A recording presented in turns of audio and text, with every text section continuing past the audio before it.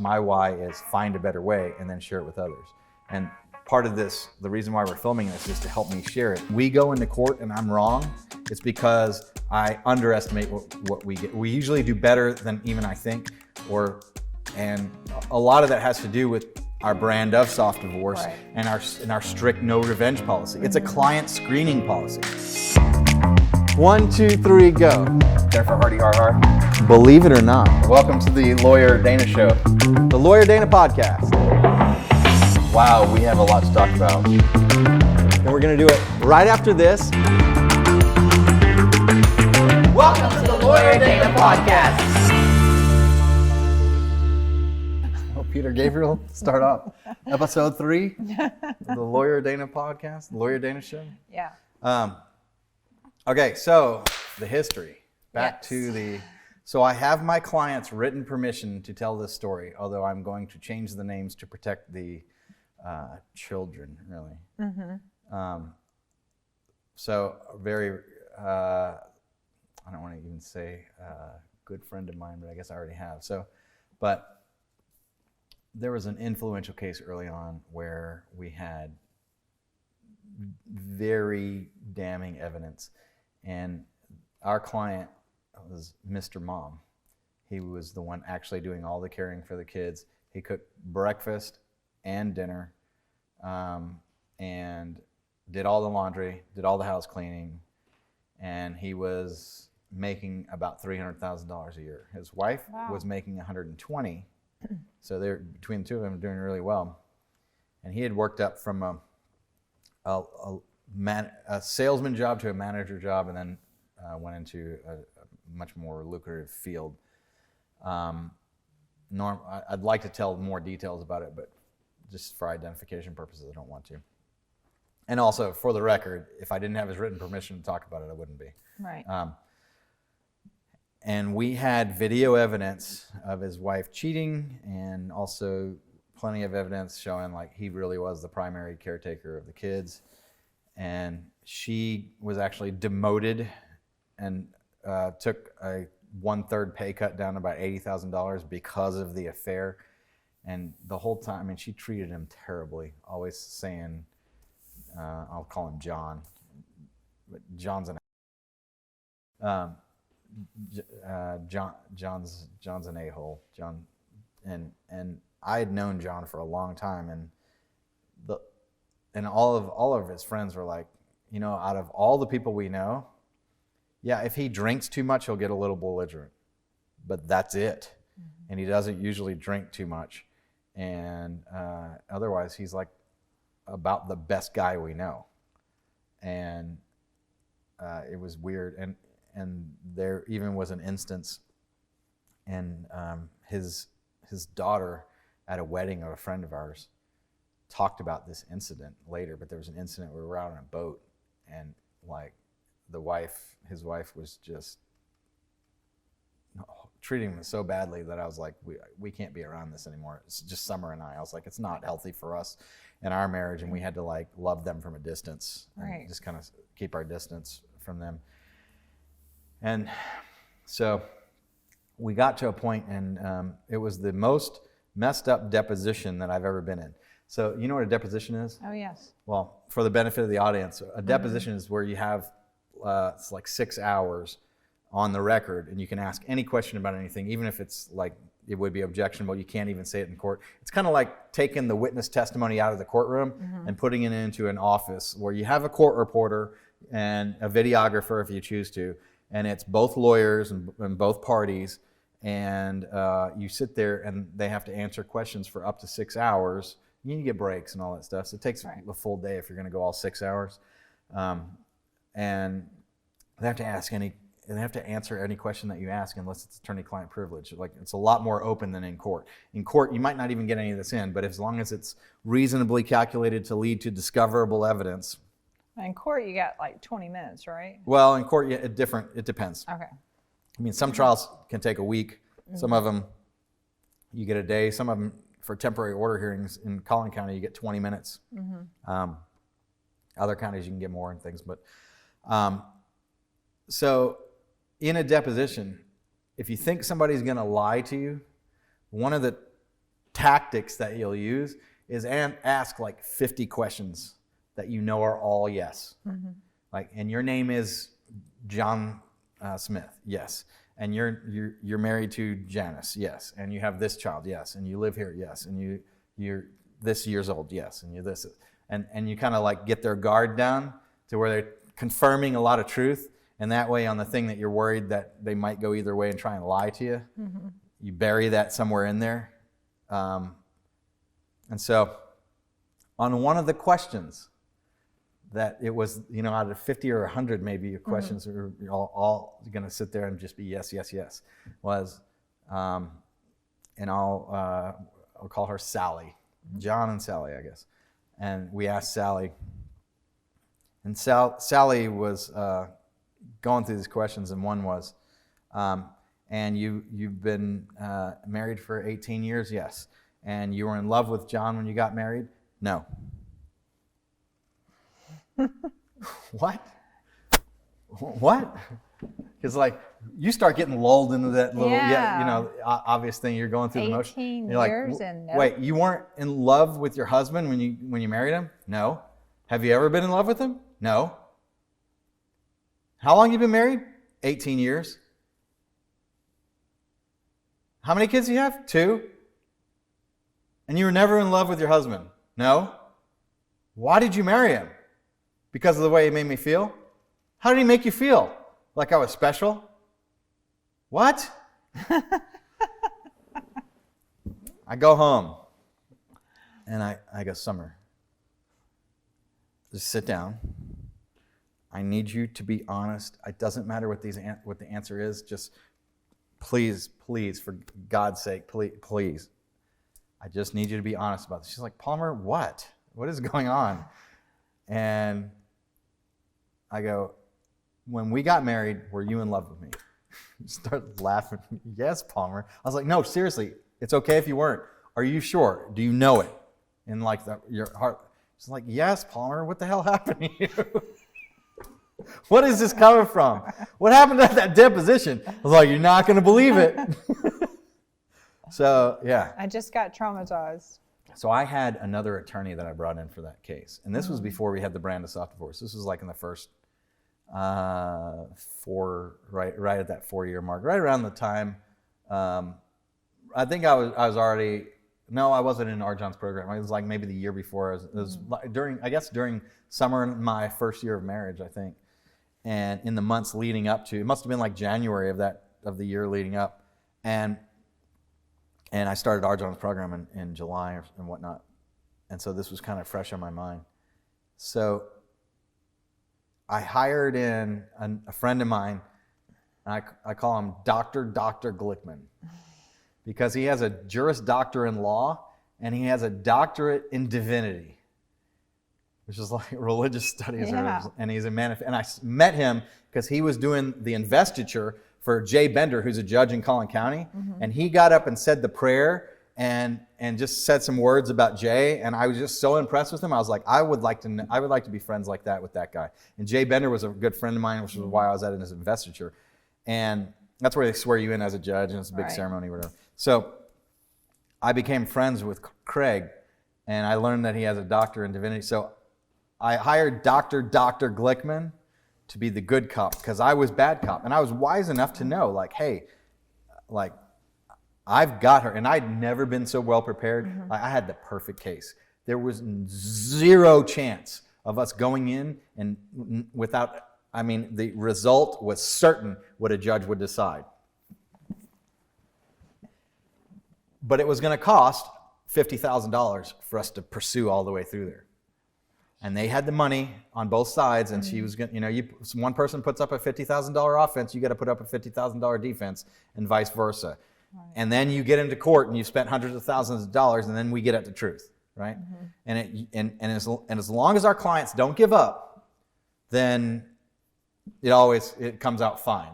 And it comes out within the acceptable margin of error. And in fact, most of the time when we go into court and I'm wrong, it's because I underestimate what we get. We usually do better than even I think, and a lot of that has to do with our brand of soft divorce and our strict no revenge policy. It's a client screening policy. because our clients are not jerks. And most of the judges that know us, and more we put this word out, our clients just aren't the jerk, because a jerk doesn't want a soft divorce. No. And that's the best thing that branding does for us, is prevents us from having bad clients. Because I'd rather have no clients than bad clients. Right. And if I didn't have that brand, I would not be in this area of law, because life is too short and I cannot help bad people. I will not purvey revenge. I will not bring evil into this world. Right. I am here as the guardian at the gate, and I am there for their kids as much as I am for them. And if you have, and this is a key lesson that I learned out of this case, if you have abundance on one side and lack on another, then the children judge you both for that. Right. Negatively. How come you don't help out my other parent? How come you let the other parent take advantage of you? Why isn't it like that? And so what John did, to his credit, and we've had a status meeting every year about this, and we go, was it the right thing to do? Do you regret it? How's it working out? And we've monitored this for years. And it always has been, yes, this was the right thing to do. Yes. And there have been times where it's like, not easy, but yes, this was the right thing to do. Because he could have gone into court, got a strict 50-50 division, got primary custody of the kids, and her paying him child support out of her $80,000 to his $400. That's the way child support in Texas works. It's only the paying parent's income that's taken into account, which I think is wrong, and that's a change that I would do. Because you could have somebody working at Walmart paying child support to a millionaire. Right. But instead, John, instead of giving us $50,000, he gave her $30 or $40 so that she could have a house and he can have a house, so the kids have a nice house when they're at her house and at his house. Right. Instead of trying to make himself look good and look how much better I am than mom, he let the children perceive balance. And I am a big fan of balance. I've seen children where one parent does all the driving and the child resents both parents for that. How come I always have to be in the car with you? And how come you don't care enough to even drive me anywhere? Because that's what it is. And if the parents think, oh, this driving is too much, well, the kid's in the car twice as much as you, or at least as much as you. Because if you're going there and back, the child is going there and then back. Right. So there and back, and then there and back. Well, so the soft divorce approach helps parents co-parent. So what I had when I was coming up with the soft divorce brand was divorce doesn't have to be so hard first. And then I found soft divorce. And then later on, I looked up, well, you know what I really mean by soft I mean healthy. So then I was like, well, let's see if healthydivorce.com is available. No, it's for sale for $20,000. Somebody's just squatting on the name. Well, no one's squatting on the name anymore because I bought it for $20,000. Because that's what it really means. That's what we mean by soft divorce. And that is our guiding principle. What is healthy? And by focusing on what's healthy, like people that go in and they try and maximize the money, usually don't even maximize the money. And they sure create destruction on both sides. Those lawyers that market to people's fear and their ignorance of what really is going on, the people that are like, we fight for you in court, boxing gloves, like you see pictures of them in boxing rings. And I have a dear friend who has one of those ads, and I love her to death. But I fundamentally disagree with how they approach a lot of what they do. And I think I've made some progress with them about it. You need to focus and do what is healthy. It's not about winning. And of course you'll win when you go to court if you approach it from the healthy way and you can't get healthy, and you have to go into a judge to tell one side or the other, that should be few and far between. And if you have approached things in the way that we approach it all the way to that point, it's going to be very obvious to the judge, and the judge is going to clearly make a good decision. It's going to make another. Although there's a huge amount of randomness. If you really want to have input on it, then work it out by negotiation, or if negotiations fail, then you go to mediation. In most of the country now, and in the good parts of the country, they require mediation before they'll even allow you to go to trial. Because in mediation, you participate. Mediation is where, like, we sit in one room, they sit in another room, and a neutral person, a mediator, who is usually an attorney, doesn't have to be an attorney, it was usually a good idea to have an attorney, who knows what they're doing, and they walk back and forth to get a deal done. Well, that's also something that people think, well, we'll just hire a mediator. No! You don't go to mediation without a lawyer.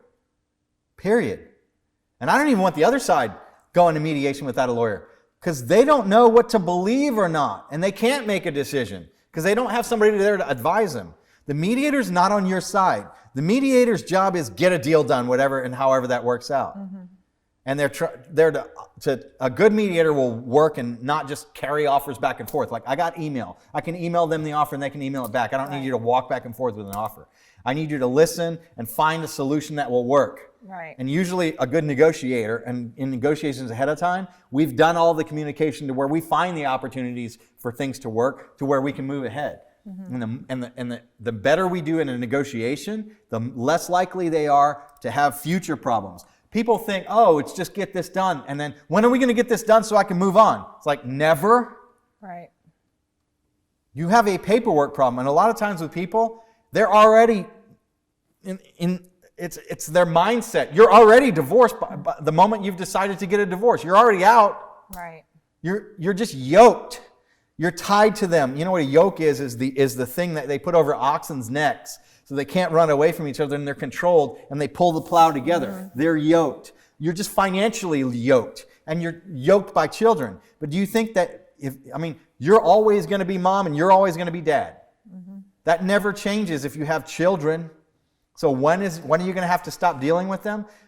You think it's at age 18? No. Really? Well, what about when they have the grandkids and they don't let you see them because you were a jerk during the divorce process, and you were always a jerk, and you couldn't help yourself by talking negatively about their other parent? There is a judge in, Minnesota. He's a retired judge. I forget his name now. But he has, and you can Google this, 200 blunt words for divorcing parents. And in that, here's the gist. The children didn't choose to be brought into this world. You chose to bring them in this world. And you also chose who to bring them in this world with. And none of this is their fault. And the child is half you and half them. And if you say something that is bad about the other parent, then what you're saying is half of that child is wrong and bad. And that is one of the worst things that you can possibly say to a child. And you know what? I almost fully agree with that. Here's how I disagree. I think it's not accurate enough of a description. I think a more accurate description is that child is 100% you, and that child is 100% them, together, simultaneously, undivided, 100%. And that more accurately describes the actual miracle of what the child believes. Because at any and all periods of time, the child thinks they are fully them and fully them, both simultaneously. It's much like community property. Separate property is yours and yours. Community property is y'all's. Right. It's equally owned 100% by both, undivided. And in Texas, community property, all income, whether it's this person who slaves and this person who stays at home, cheats and eats bonbons and doesn't do any cleaning or whatever, right? Male or female, doesn't matter, right? Whatever. And all the money that either of them earn during the marriage is community property, 100% undivided. Even if it's all held by this one, and this one has no idea what's there, it's still 100% owned, and what we do in a divorce is divide that up. Right. So what John did was, I think I said it. He decided on balance, and he actually paid her child support. Why? Because he had more to pay, and what he was buying something for his money. And this I preach, and even people are like, well, I'm willing to give her anything. Why do I need an attorney? Because you don't know how to buy what you're going to give it away for nothing. What he was doing was buying for his children the best mom that she could be. That's what he bought with his money. And also, there's some people who are like, well, I only have to pay $1,500, but I'm willing to pay $2,000. And so what I'll do is, I got 1 year and I have to pay $1,500, so that's $18,000. I'll write a check for $24,000 right now. No. Maybe. If there's a reason, they need it for the down payment for a house, okay. But if it's just to get it so that you don't have to worry about it, you're also making a massive mistake.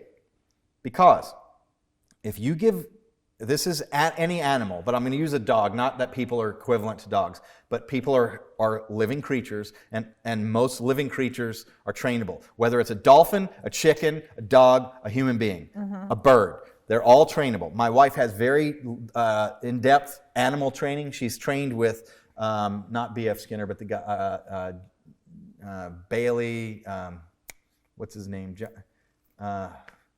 Anyway, I forget his name, but she went to chicken camp, and she taught a chicken how to walk across a table, and she would flash a color, like blue, and the chicken would walk across the table, peck blue, and then walk back.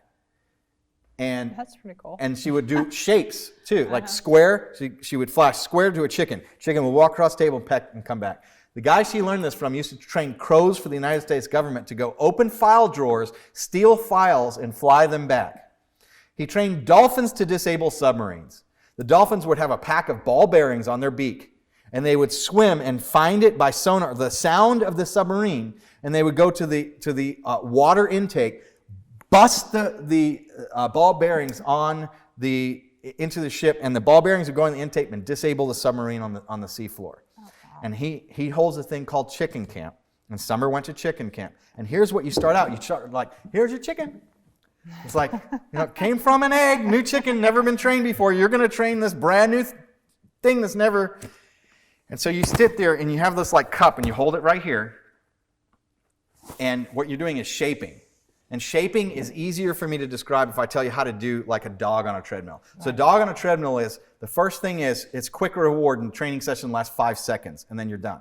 Right. And you do it like once an hour over periods of long periods of time. So it's, they step in the room with that the treadmill's in it, treat. Oh. Then next it's look at the treadmill, treat. Next it's sniff the treadmill, treat. Next it's one paw, treadmill, treat. And then the dog will even start experimenting, like what behavior do you want me to do now to get the treat? And like 2 paws is treat. Then it's standing on it is treat. Then it's stand on it, but off and on with the sound is treat. Then next it's 1 step, treat. Next, it's 2 steps. Next, it's walking. Next, it's a little faster, then a little faster. And you shape the behavior over time. And with a chicken, if you have, like, you're right here, and you, like, and you don't even introduce the cue, like, you shape the behavior first. So the chicken just pecks something, and then you reward it. And it's that fast. And if you accidentally reward bad, it's like 20 to 100 correct behaviors to undo the improperly negative behavior rewarded, right? So when we are training when we teach lawyers how to train our clients of what to do, and how we teach our clients how to train proper behavior from the opposing party, we are conscious of, you must not reward bad behavior. So when they do this, if they're doing these things, like sometimes you don't respond, it's very complicated. It's much more than we have time to describe right here. But we do operate conditioning with the opposing side as part of our negotiation tactics for how we get good and healthy resolutions. And when they work with us in forward of healthy, there's kind of always these 2 paths. There's the hard way, and then there's the healthy way. And we reward the healthy way, and the hard way is like, some people have to go through a certain amount of suffering before they realize, oh, there's no fruit in this. This is just torture. And sometimes they have to get it out of their system or spend enough money. Like, there's one attorney in town, we don't even bother to negotiate. Or if we do negotiate, we're just doing it to burn up attorney's fees on the other side. But we know we're not going to settle. And we tell our clients this straight out. Because we've had a dozen cases. And it's every single time they get fed up where the attorney can't get any more money out of the client refuses to pay any more money, or they don't have any more money, and the attorney fires them, or they fire the attorney, and then we immediately settle within about 2 hours after they get fired. Every single time. Always. And we have there's one 5-star review about somebody that's like that we have from the other side talking exactly about that. And we start with like healthy, good, reasonable things that we know. I mean, we know how almost every case is going to come out. And I say almost like if you ask me, Dana, if I buy a lottery ticket today, might I win the lottery? I legally have to say yes, because it's the technical true answer. Are you almost always not going to win the lottery? Yes, you're probably not going to win the lottery, and you're almost never going to win the lottery. But yes, occasionally people do. But it's usually a really bad investment. and you're probably going to lose your money, and it's not something that you should bank on. And sometimes in going to court, I'm giving that same type of advice. I go, yes, you could win. You're probably not going to win with these facts. It's probably going to come out like this or this or this. And sometimes when you don't give answers that clients like, they'll like fire you. Right. Or we'll have to say, look, we're not taking that to court because you think that you can get this. We know that you can't. Here, like, please go to another attorney and do that. And then it comes out exactly like I told them that it would. Right. Like, we wear two hats. We wear advocate hat. That's like, we're fighting, like we're out on the front lines. The king is like slaughtering people with the swords and got a shield, you know, and like I'm at the front of the line, like no problem. Right. I can slaughter my way through it. But then we also wear the advisor hat. That's where we're giving advice. And sometimes clients have a hard time between the two, but that we like, you should listen to your client, your attorney's advice, but also don't doubt them, you know, assuming that they're good attorneys. Right. And anyway. You know, a lot of clients and stuff think that it's kind of like this. If I find out something's wrong with me and I read WebMD all day long, and I can self-diagnose myself and I can self-do all this stuff to myself. But at the end of the day, I didn't go to medical school. I didn't get that degree. Same thing goes with an attorney.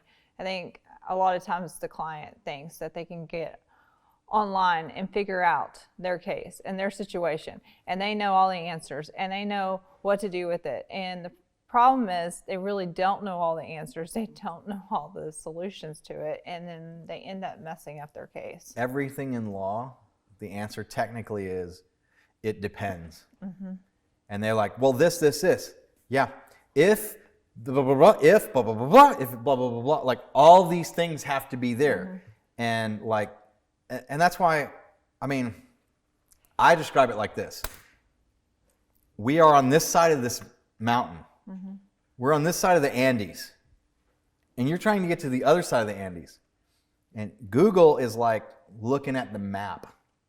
And you can look at the conditions and like, you can look and study about how to recognize snakes and how to recognize quicksand and what equipment that you should bring with you and how it's going to be and all of these things. And this path is supposed to do this and it's supposed to do that. And this is the way to do it. And you can be totally convinced until you go from one side of that mountain to the other side of that mountain. You have no idea. Right. You don't know, you have no concept of it. And you're most likely to die on the mountain. You need a Sherpa to take you from this side of the mountain to the other side of the mountain. And hopefully it's just like you think. It's going to be nice. We're going to have a picnic. It's going to be super fun. Right. The weather may be good, or maybe it gets cold and all that's fun, and you're not going to be at any kind of real risk, and we're there. But I assure you, you don't know how to recognize the snakes. You don't know about the spiders. You may or may not recognize the quicksand. The quicksand could be covered. You've never seen it. The map could have changed. There could have been a rock slide. There's a number of different factors. And until you have done that route, like the other Sherpas, somebody doesn't just start being a Sherpa. Right. Like, somebody had to figure that out and do it all the hard way and then teach the lineage of Sherpas over time. Right. And they have this vast wealth of knowledge that is learned by experience and doing it over and over again. And they've conditioned themselves to be able to do it and handle the stresses when other people would even give up. And they will carry you if they need to. And that's just like us. Yeah. Hopefully it's going to be so pleasant that you think that it looked easy. And the easier we make it look, Better. because it ain't easy in any freaking No. aspect. And if you think that it looked so easy that you don't even know why you paid us, then you're welcome. Because it's not, and it's because we are masterful at Well, it. there's a reason why attorneys have to go to school for 7 years. It takes longer to become an attorney, just to become an attorney, than it does to become a commercial airline pilot. And if you don't think you can land a commercial airplane, I assure you, law and everything about your case in your life is more complicated than that. Right. It's easy for us because we have done it so many times and we know it routine. And the hard part is all the customization that you need. And some people are like, well, can't you just fill out a form? Yes, you can. You can get that form for free on the line, or you can go to a law library and they will give you the form for free. And what cracks me up is how people will pay like $100 to get the form. Like, you think you're saving yourself money? You didn't even save yourself money on getting the form. It's not about saving yourself money by getting the form free. We all start with the same forms. That is like, that is such the route beginning nothing. And I have maybe twice in my career had somebody who filled out the form correctly. There's always something in there that shouldn't be, and there's always something missing that needs to be in there. And there's something that like, well, yeah, this sort of could apply to you, but I mean, you should have done it this way. Oh my, I should have done it that way. That would have been worth more than I ever would have paid you. Like, yeah. Right. And sometimes we save people just in taxes more than we even cost them. And one way, people don't buy legal services very often. And so they don't have anything to compare it to. So I'll compare it to something. I think the average house price around here is about $300,000. A $300,000 house costs you $24,000 to sell that house. It costs you 3% to 2 realtors, and 3% of 300,000 is 9,000. So that's 9 to 2 realtors is 18, plus 2% closing costs. That's another 6, 24. 8%, 8 times 3 is 24. $24,000 to sell a $300,000 house. If we're doing a divorce, we have a $300,000 house that has $100,000 worth of equity in it. It's actually a $300,000 worth of equity plus $200,000 worth of debt, because they could get the $300,000 house and you could have to pay for it. That's a $500,000 problem. But even if it's just a $300,000 house, and then we got $200,000 in investment and retirement account, now we're up to $500,000. Plus child support could be, if it's 18 years at $2,000 a month, that's $24,000 times 10 is $240,000 times 8, 24 times 8, 2 is 16, so that's $380,000. So now you're at 500 plus 380, so that's $900,000. Plus, if you have 2 cars worth $50,000 or $100,000, plus the property in your house, which is usually valued at almost nothing, you got $1 million worth of problem. The transaction cost to sell $1 million house is 8%, $80,000. Our average case size is $12,500. We are almost always less expensive than a real estate agent. And remember the whole, I have to say almost always, because yes, there are few and far between exceptions. But it's like me saying, yeah, you almost always will lose the lottery. You almost always will not win the Mega Millions, even if you play all the time. Right? We are almost always less than a realtor.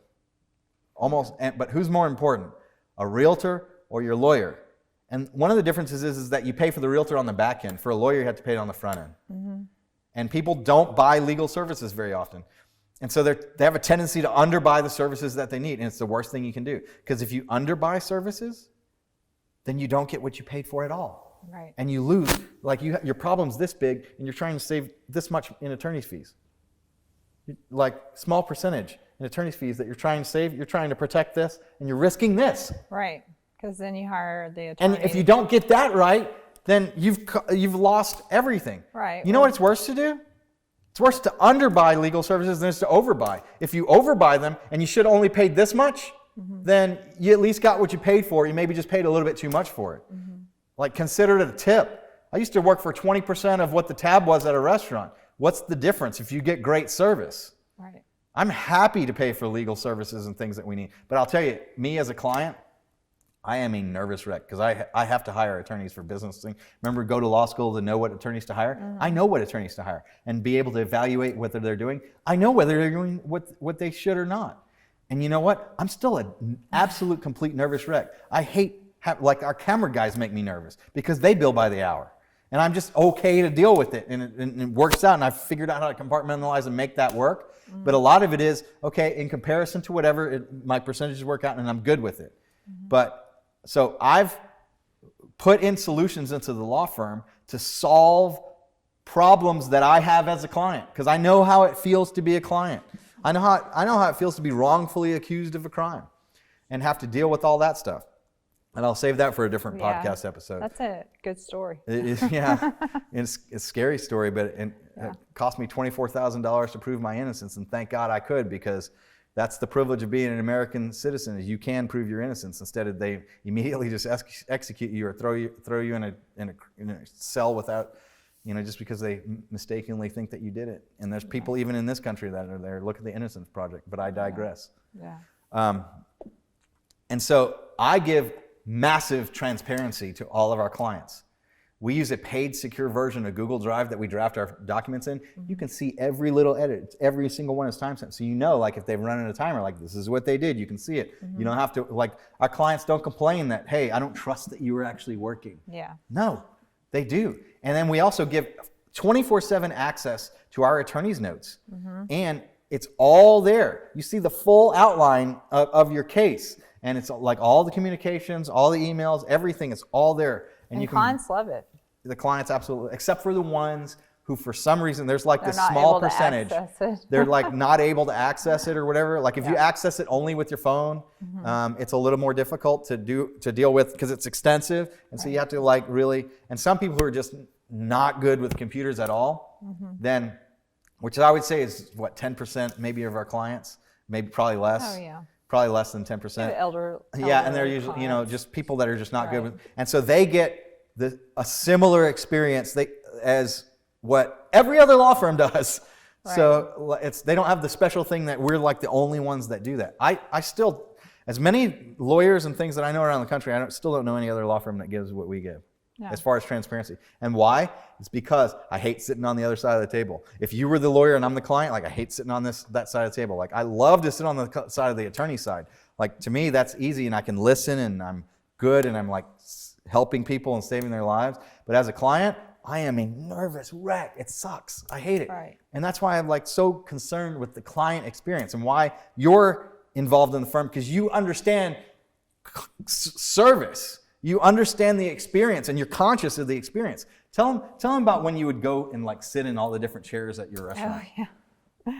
So when I go, when I dine, it's still to this day, like even when I dine, I'm very observant to restaurants and what's going on. Like I went to lunch yesterday, actually with 2 of our attorneys, and I literally it was a brand new restaurant just opened. And I was like, wow, they're a little short staffed. It took them a while. The hostess was outside on the patio. I watched 2 people pass us that worked for the restaurant, didn't even like acknowledge us, which could have just said, hi, and like the hostess will be right with you or something. So I noticed that right off the bat. So that was like my first thing. Then we get seated and the waitress was very friendly, but she was very busy. I could notice like she's helping seat. She's over there doing something on the patio. She's doing something over here. So she's constantly busy. But it took a good 15 minutes to get our order. And I was like, so I'm just noticing all these things. But yeah, so when a restaurant, before you open, you're setting up the restaurant. And so the staff would come to me and they would say, yeah, we're ready to be checked out. And I would, I always would say, are you sure? Everything's done before I get out there? Oh yeah, Jennifer, everything's good. We're good. Okay, great. So, they're all in the dining room with me. And, I was very big about the plate has to be in the center. So if I'm sitting at the table, the plate needs to line up center to me. And that every fork and knife need to be polished, every glass needs to be polished. And I didn't have to walk to every table and look at the glasses. I literally would bend down and go like this, and I could see every glass in the room. And I would notice a spot, if there was lipstick, anything. So yeah, I just walked through and tablecloths and wanted them nice and clean. Make sure there's no stains, that kind of stuff. Oh, are they hiding a stain from me? So sometimes I would move stuff around, Yeah. They were good at that. Some people, a lot of people were very good about not doing that. But yeah, so if I find things, I flip the glass over or flip the tablecloth up or whatever. So it's just an instinct. But I would sit at different tables in the restaurant and I would look at the pictures. Are the pictures clean? Because at the end of the day, I am sitting there as a guest. If I was a guest in this restaurant and I'm in this dining room, what am I seeing that is catching my attention that looks bad? because you don't want to have that. Aesthetically, it's really important to make sure everything looks perfect. And if I'm going somewhere to spend $200 on dinner, I expect that everything is top notch. And it's so bad that I do this, and I don't say it, like when I go out to dining with someone, like even my husband, I mean, I don't really talk about it that much. When you and I go out dining. But with you, it's different because I'm doing the same thing. I notice everything. So what was it, last Friday we went to a D. Lincoln, steakhouse. Yeah. Which everything was amazing. It was. Everything was Except- amazing. And the patio was absolutely beautiful. Yeah, it's really But great. there was this eyesore. So they had this little like dryer fan on the floor. Yeah, like a blower or something. Yeah, and it literally is for like if you spill water somewhere and you sit it there Mm-hmm. to let it like air it out or whatever. And it's the first thing I noticed. Like this blue sore thumb. Just Yeah, sitting it there. just like drove me nuts. And then so you noticed that too, but then I start going into more detail. I'm like, and see that sugar caddies just sitting right there? Yeah, you saw more than I did. And then I was like, and look at this, like they had the plastic partitions to the windows and they were all real spotty from water. Yeah, from water splashes. You saw And that then, too. so we get seated on this patio. We're the only guests on this patio. And I'm looking at, like, all these other tables. But they seat us at a table where the doors are open. And it's like a back way for the staff. And they have, like, boxes of wine and stuff that they're putting stuff up and all that kind of stuff. And the staff was walking through. And, like, I was like, out of everywhere to sit.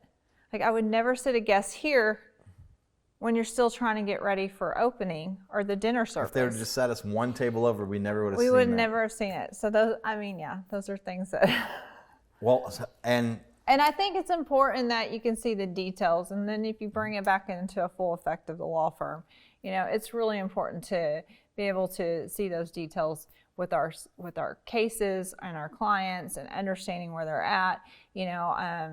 As I've get more and more involved, I find myself listening to more phone calls, hearing how, our sales team does, hearing how our attorneys are handling situations, hearing how our paralegals handle things, because those are the key aspects of good communication and making sure we're taking great care of our clients. And,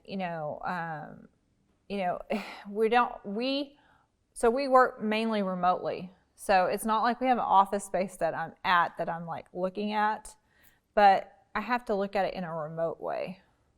How are we handling things in a remote way? I think what's really good about that is that most of what we do is on the phone. Mm-hmm. Is communications, and there's written communications, of course, and email and letters and pleadings and documents and all that stuff. But most of the thinking and communicating and decisions, determining course of action, most of that stuff is done over the phone, and that is, I really, that's an advantage too, because when COVID hit, we were already doing this, but COVID just made it. It was like a permission slip that what we've been doing is already okay, and all these other law firms are panicking or whatever, and I was like, no difference to us. Like COVID, knock on wood, but COVID, we were totally normal, and just rolled with it. So we were gonna do 3 episodes, and I think I like to end with that kind of oh. I guess we're done now. So we've just finished what is 3 episodes, and we did a couple of teasers and commercials here. But I want to talk about really what the point of this podcast and why we're doing this is. We want you to know really what it's like behind the scenes. And we want you to really understand us and understand what we do and why we do it. Because the why we do it, there's a guy named Simon Sinek, and he talks about, the magic of why, or start with why, I think is this thing. And why we do what we do is because we want to change the way that the divorce process is handled. One of our early mentors called me the Bruce Lee of divorce. And Bruce Lee, he did Jeet Kune Do, and the word do means the way. Mm-hmm. And I was recognized, especially with the brand of Soft Divorce, is that he goes, well, how much like business did you do last year? And I'm like, well, you know, like we were at 80,000 and then we went to 200,000 and like we're doing better this year. And that year we did 800,000. But at 200,000, he looked at R. John Robbins and was like, why is this your like protege, like your top guy? Right. You know, why are you and I and him sharing this penthouse for this conference today? And he goes, oh, I get it. It's the way, and you are leading that way, and it's to change the way that the divorce process is handled. And so we want you all to really see the insides of all of the work and the thought that has gone into how we do what we do. Because there's an expression like people don't necessarily buy what you do, they buy why you do it. Right. For example, Steve Jobs, his why was think differently. And that's Apple's why motto. The motto is think differently, it's challenge the status quo. Mm-hmm. Well, for us, my why is find a better way and then share it with others. And part of this, the reason why we're filming this is to help me share it, to do things that are more than, Jennifer and I are never going to be capable of running a law firm that will help as many people as if I can influence half or more of all the divorce lawyers in the world. Mm-hmm. And that is what our objective is to focus on what's healthy and me teach all the skills and techniques that can happen, whether it's something that Jennifer uses and that we use in teaching the lawyers that work for us, and in the customer service skill level. I mean, the way I know whether our attorneys are doing well is, are the clients happy? If they are, then great. And everything else balances itself out and takes care of itself because of what we've set up. And that's the entrepreneurship angle of what this the podcast is. Because I am an entrepreneur who happens to be in the legal field. The reason that we told you the story of how I got pulled into the legal field of like, I guess I'll do that for you today, and then tomorrow I got to go figure out what I want to do with my life, is my passion for helping other people makes me a great attorney, and I've been blessed with the talents to be able to do that. My high school principal wrote me a letter of recommendation that said, Dana will be good at anything he puts his mind at. And I took that to heart, and I thought it was also an accurate representation. And that's one of the things I'm trying to also explain is like, I am good at anything that I've put my mind to. And I like to do a lot. And I like to have have people around, the who, not how, is people around that are better at what they do. I hire my weaknesses, and I'm hiring strengths to deliver better than I ever could on my own. And when people are,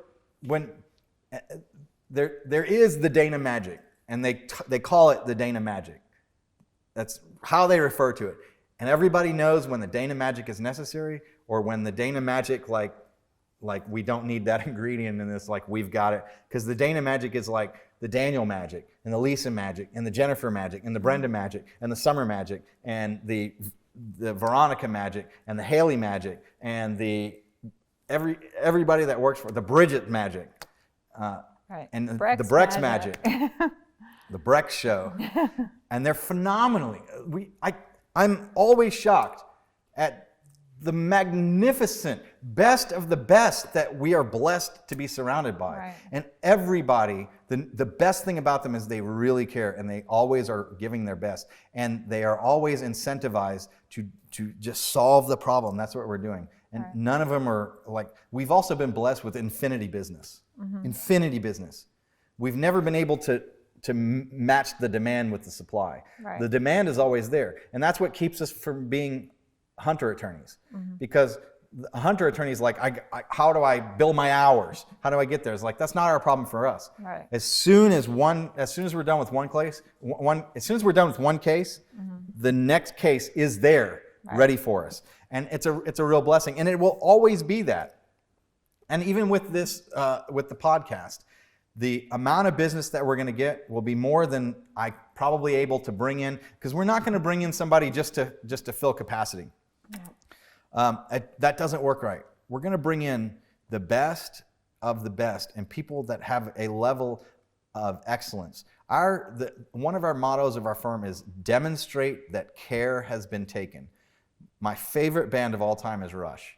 And one of my favorite authors who wrote all the lyrics and played the drums is Neil Peart. And I saw in an interview in like the 90s. And he said, like they say we don't ever want to rest in on the audiences and all the work that we've previously done and just assume that if we release something, they're going to love it. We feel like we need to earn our audience every time. And that's how we feel with every case. And we want to demonstrate that care has been taken. And this podcast is that demonstration. So I'm Dana Palmer with Jennifer Haar. And this is the Lawyer Dana podcast, the Lawyer Dana Show. And we will see you in the next video. Yes. Give us a thumbs up. Smash that like button. Subscribe. Welcome to the Lawyer Dana podcast.